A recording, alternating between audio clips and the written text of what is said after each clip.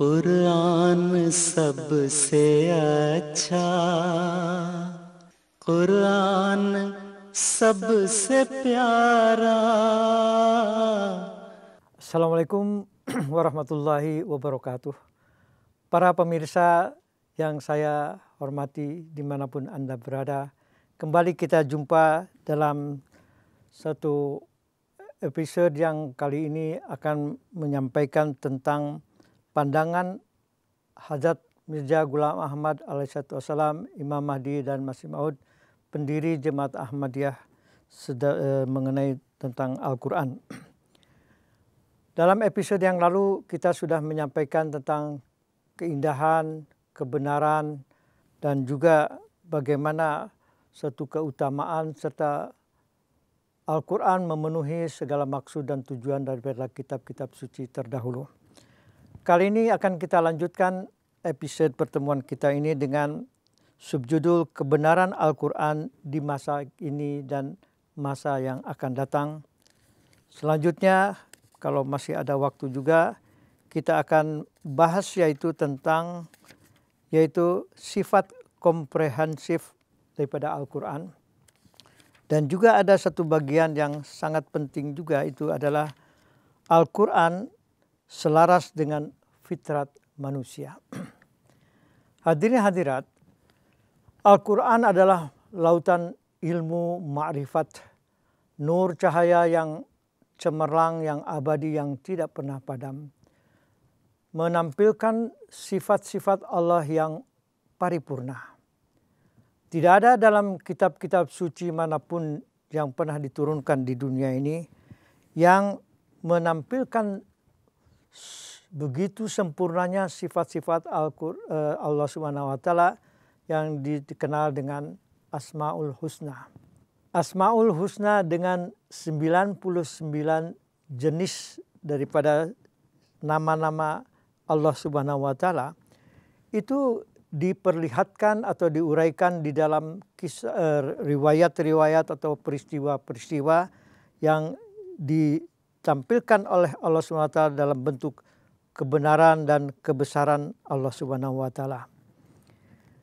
Di dalam kebenaran Al-Quran di masa kini, ini pun banyak meluruskan suatu akidah ataupun keyakinan ataupun hukum-hukum yang ada di dalam kitab-kitab suci terdahulu.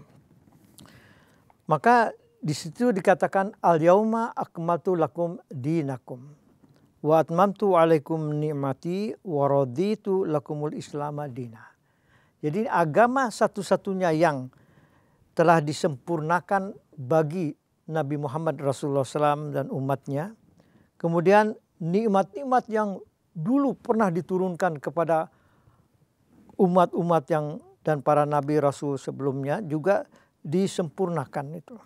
Kemudian waraditu lakumul islam madina. Dan agama yang terpilih sebagai agama yang paripurna adalah Islam.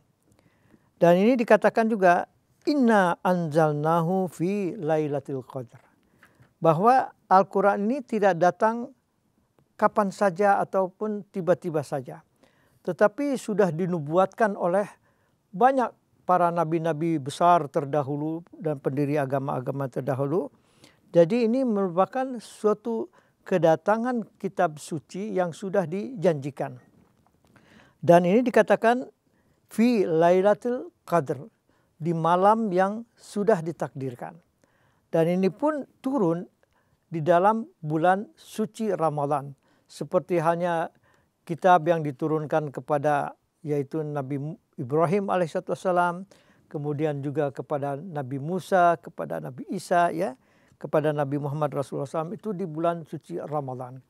Jadi ini bulan yang penuh ibadah, pengabulan doa, bulan takarrub atau pendekatan kepada Allah Subhanahu wa Ta'ala, dan bulan daripada pengabulan doa. Jadi di bulan suci ini Al-Quran diturunkan dalam kondisi ketika keadaan dunia sangat prihatin, sangat menyedihkan dan sangat mengerikan keadaan, yaitu keadaan rohani yang begitu dalam titik nadir yang paling rendah. dia dikatakan wa in kanu min qablihi lafi dhalalim mubin. Nah, jadi Al-Quran datang dengan cahaya yang terang benderang mewujudkan tentang ketauhidan dan keesaan Allah Subhanahu wa taala. Sebagaimana yang muncul kepada Nabi Adam alaihissalam, kepada Nabi Ibrahim alaihissalam, kepada 124.000 nabi-nabi dan juga kepada Nabi Muhammad Rasulullah sallallahu alaihi wasallam. Jadi zat Allah taala yang itu juga, tetapi dalam tampilan yang berbeda-beda dengan situasi dan kondisinya. Jadi di sini Allah Subhanahu wa taala menurunkan ya Al-Quran ini di dalam kalbu Rasulullah SAW sedikit demi sedikit supaya dikuatkan segala kebenaran yang disampaikan oleh Allah Subhanahu wa taala dan mudah juga diamalkan oleh beliau dengan umatnya juga. Dan kita melihat dalam Al-Quran ini Al-Quran ini merupakan wahyu.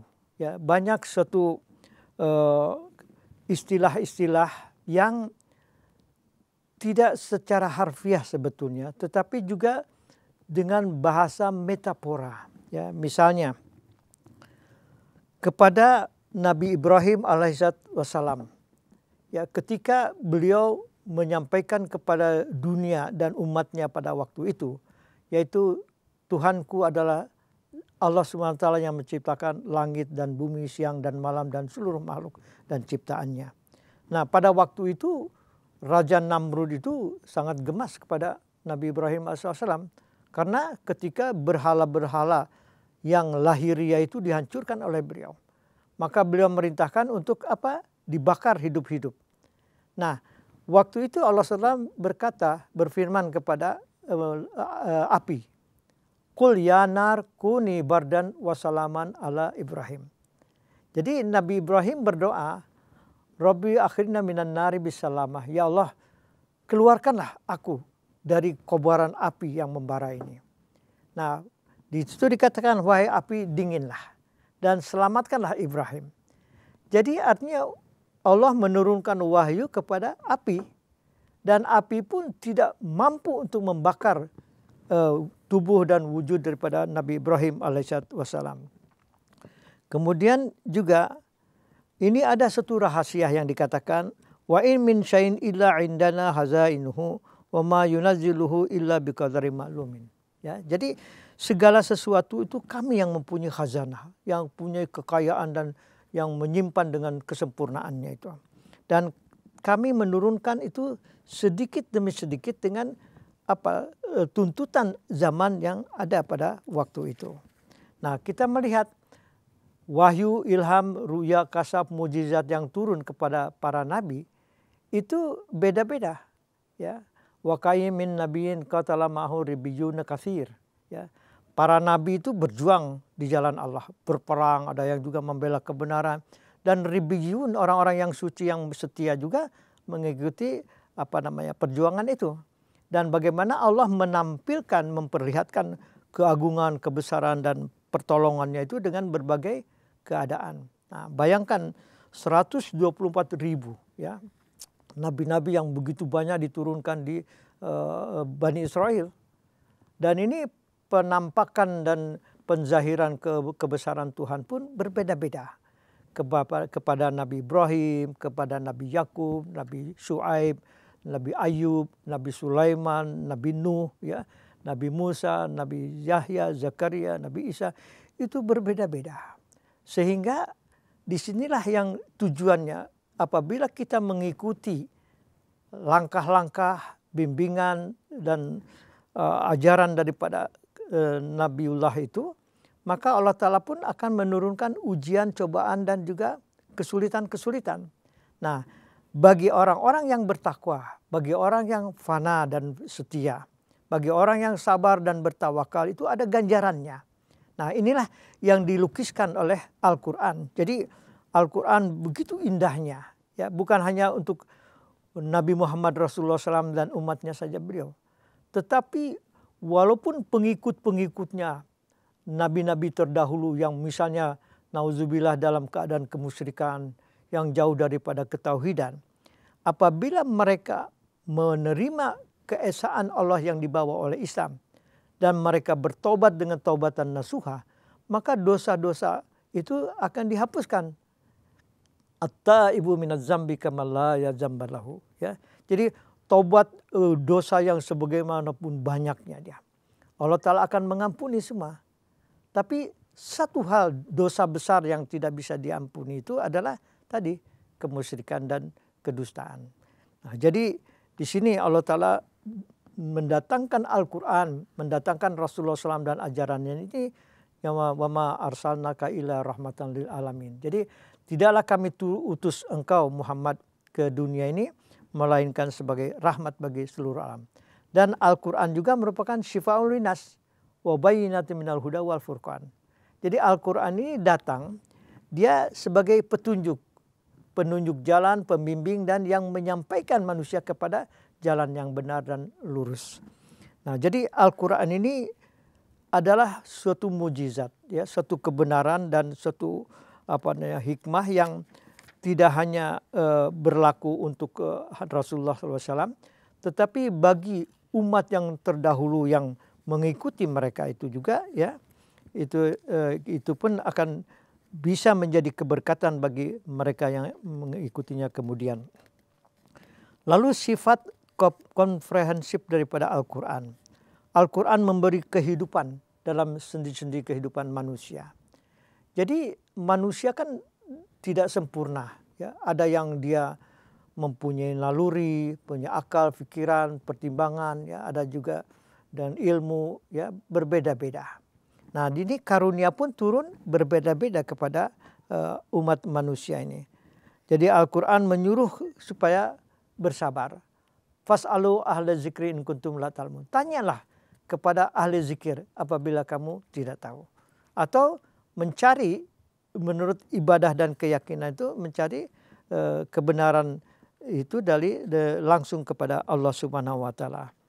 Jadi di sini dikatakan juga bahwa jazaa'u sayyi'atun misluha.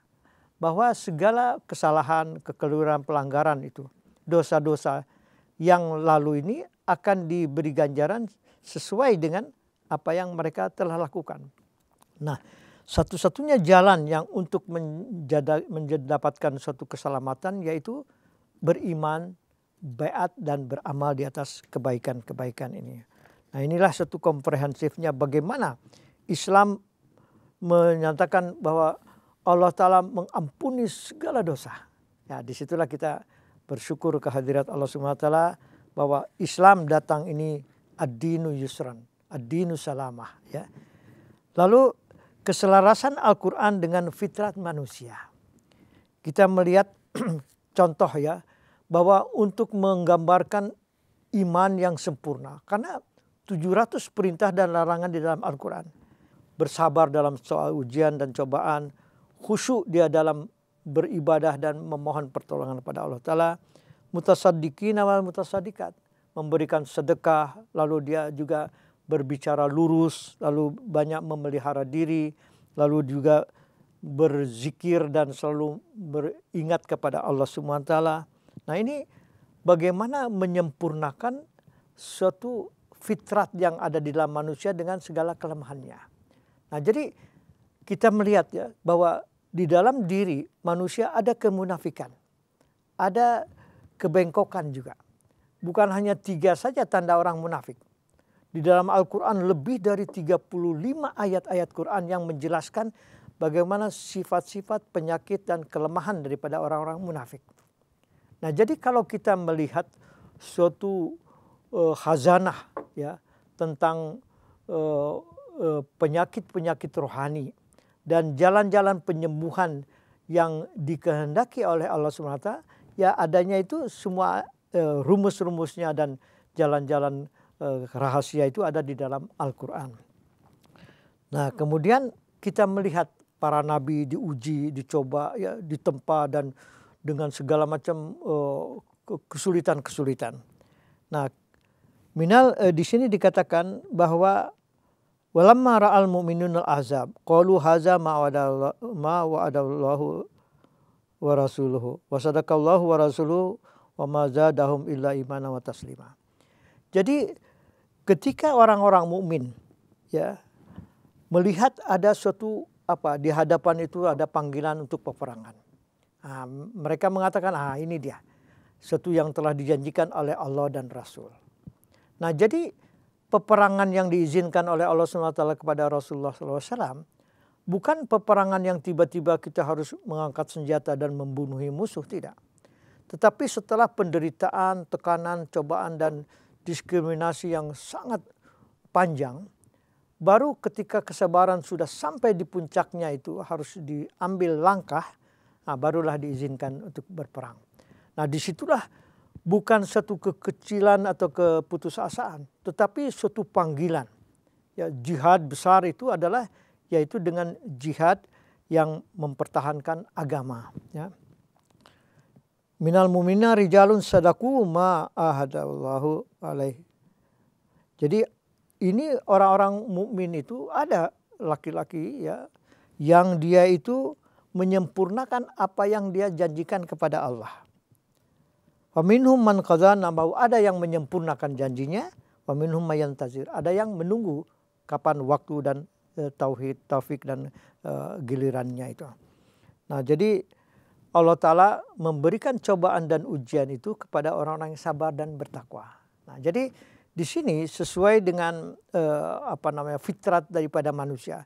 Bagaimana menyelamatkan diri daripada dosa, bagaimana membersihkan diri untuk dapat berjumpa dengan Allah Subhanahu wa taala.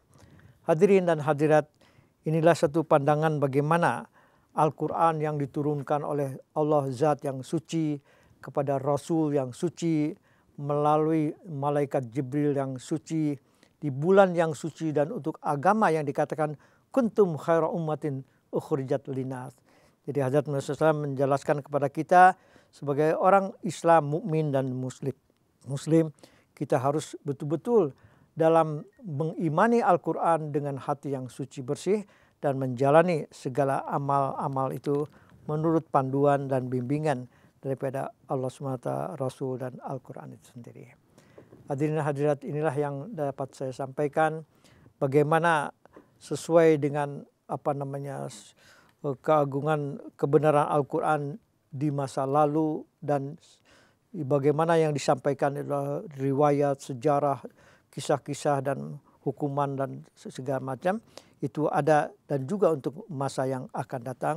Kemudian Al-Quran sesuai dengan fitrat daripada manusia dan bagaimana sifat komprehensif daripada Al-Quran yang akan memberikan pahala dan ganjaran yang dihendaki oleh Allah Subhanahu wa taala.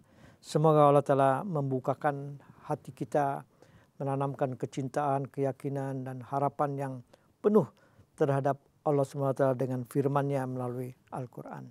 Wabillahi taufiq wal hidayah. Wa akhiru da'wana alhamdulillahi rabbil alamin. Wassalamualaikum warahmatullahi wabarakatuh.